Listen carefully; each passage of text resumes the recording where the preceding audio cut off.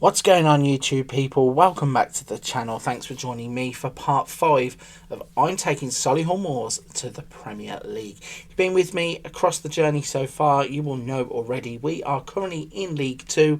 We have just gone through the January transfer window, and today I'm going to bring you up to date with everything that has happened in the month of January.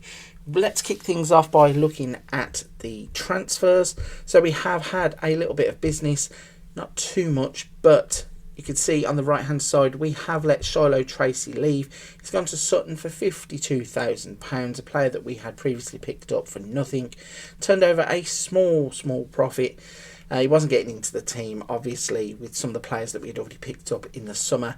He was always going to be a backup option, and we decided to allow him to move on to go to Sutton. Then we started signing a few players. We needed a few players in the middle of the park. We were getting a little bit light in terms of central midfielders. The first player that we signed was Finlay Thorndike.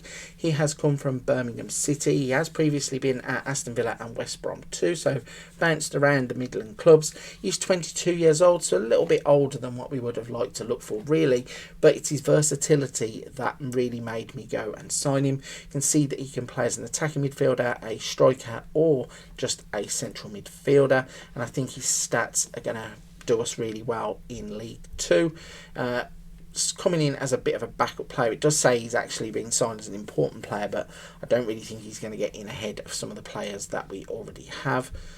And finally, the other player that we signed was Jake Hessenthaler. He's another free transfer. Played for clubs such as Chesterfield, Crawley, Grimsby, Gillingham. Another one that's bounced around the leagues a little bit, but will come in at the age of 30 and give us a bit of experience in the middle of the park. Currently have a captain that is 19 years old, which is a little bit crazy, but I suppose the saying goes, if you're good enough, you are old enough, or if you're old enough, you're good enough, whichever way around the saying goes. But I certainly think that is the case with the midfielders that we have. However, as you also saw in the last episode, some of the players, certainly the younger ones, were starting to become a little bit jaded and needed rests, and that's where we went out and signed 2 central midfielders to bolster the squad in the middle of the park. So with that is the transfer business done. Let's look at the finances going through to the end of the season. So we're still in the red, 45,000 in the red. We do have a transfer budget of £67,000 though, which is a little bit strange. Trying to save that going forwards. And then our wage budget is 27,515, and we are currently spending 24,000. So we are doing pretty well in terms of not overspending, and also sitting on the transfer budget. It's probably not the best thing to do, but I wasn't going to go out and waste it on players that I didn't think would just improve the squad, especially when there are a good few options out there on free transfers. Let's move then and look at the competitions tab, and we can reveal that we are still sat top of Sky Bet League 2. We have now played 32 and we are on 61 points. As I said previously, we have no cup competitions now to distract us. We can just kick on to the end of the season. So let's have a look. We've played 32, we have won 19, drawn 4, lost 9, got a goal difference of 13, and we are on 61 points. That means that we are now 5 points clear. Can't do maths. 5 points clear of Notts County at the top.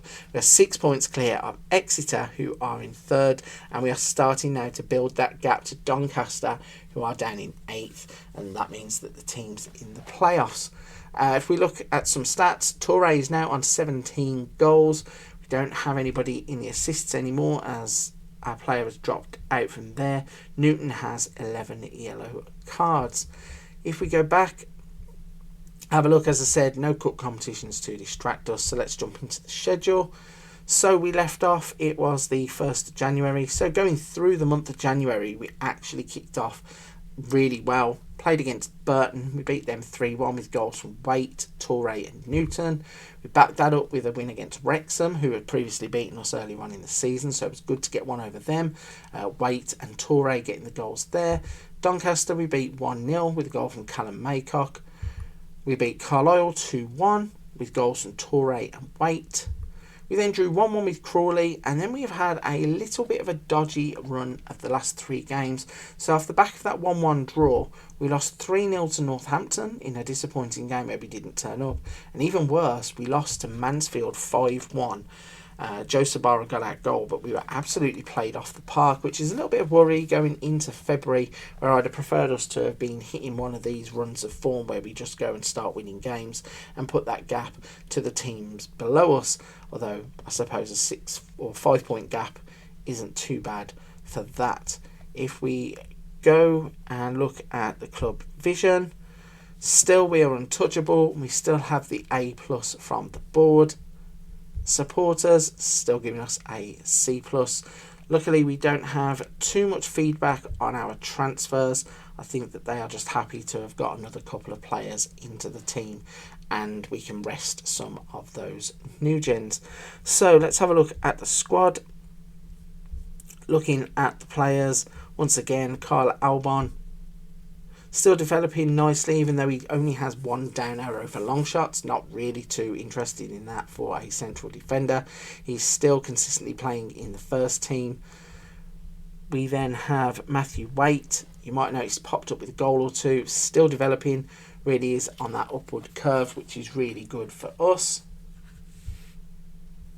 Next up, Shane Daveron. 19 years old, now valued at £230,000 to £425,000.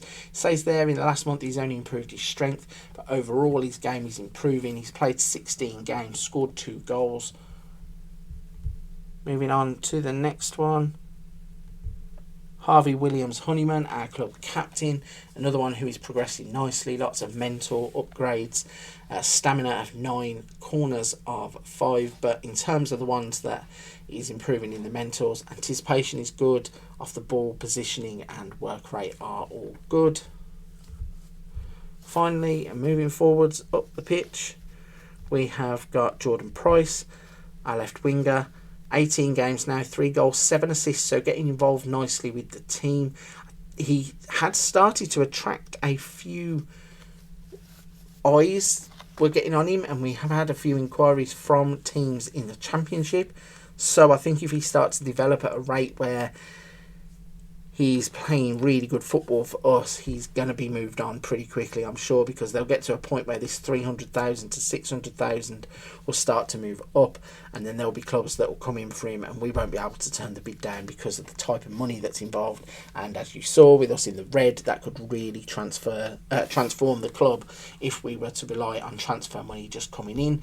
And I did say at the start of the save that signing some of these start of the game new gens, that is the purpose of it, to try and get that money into the club if we can, by getting the youth, developing them and moving them on when it's the right time. Looking at Tony Moore, he's another one who had a few inquiries about him. Again, Championship clubs, Swansea I think were one, Sheffield Wednesday had a look at him too.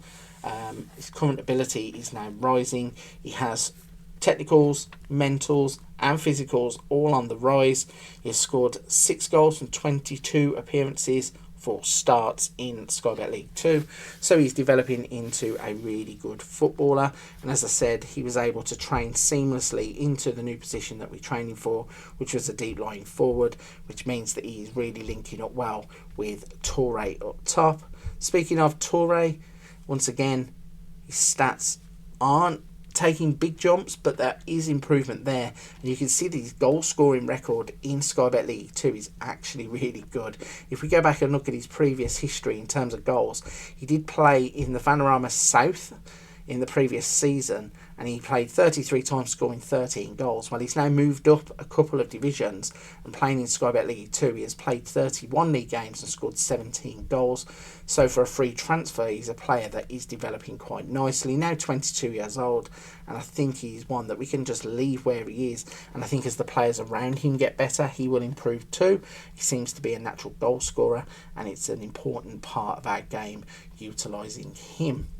So then, onto the squad planner. If we go to the assistant report, we can see now where the players have started to fit in. It looks pretty similar to the last episode with Boot, Newton, Albon, Raglan, Matheson. Then got Williams Honeyman, club captain, Waite and Maycock. Sabara on the left, Kelly through the middle now, and Toure. So it's decided that Kelly is the better link-up play for Toure, but I do actually think that Moore being trained there is what we are looking for.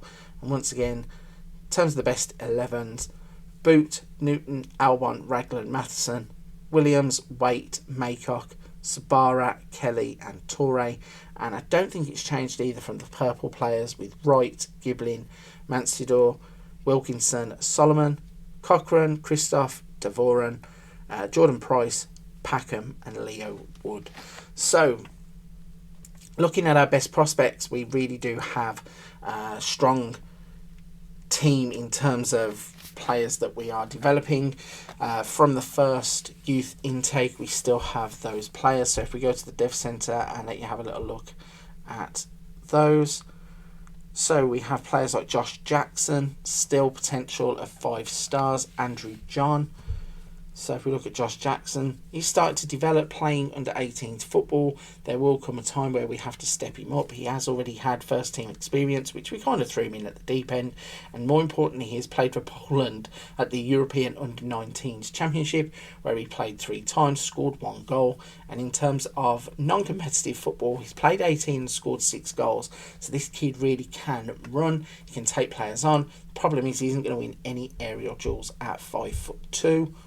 Looking at Andrew John, he's another one, 16 years old.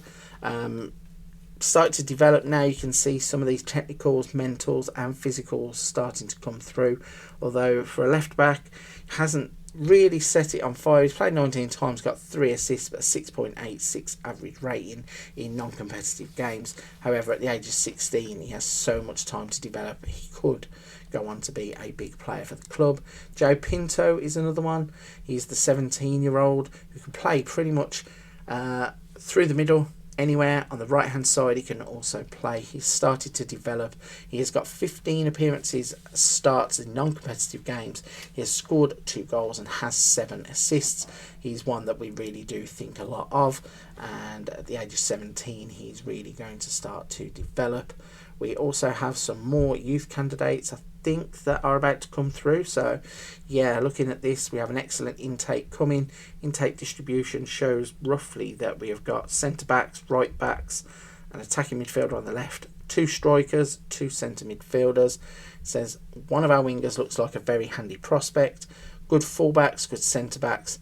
Central midfield isn't great, and then it does seem to peter away at the bottom. But with that youth intake coming in soon, hopefully by the start of next season we will have an even stronger under 18 squad, and who knows, if the money is there and we get promoted, we might even be able to have an under 21s team as well as an under 18s team, which means that we can have even more youth players at the club and we can really start to develop those players.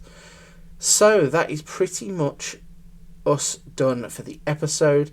The only thing to go back to is the squad planner and have a little look at the assistant report.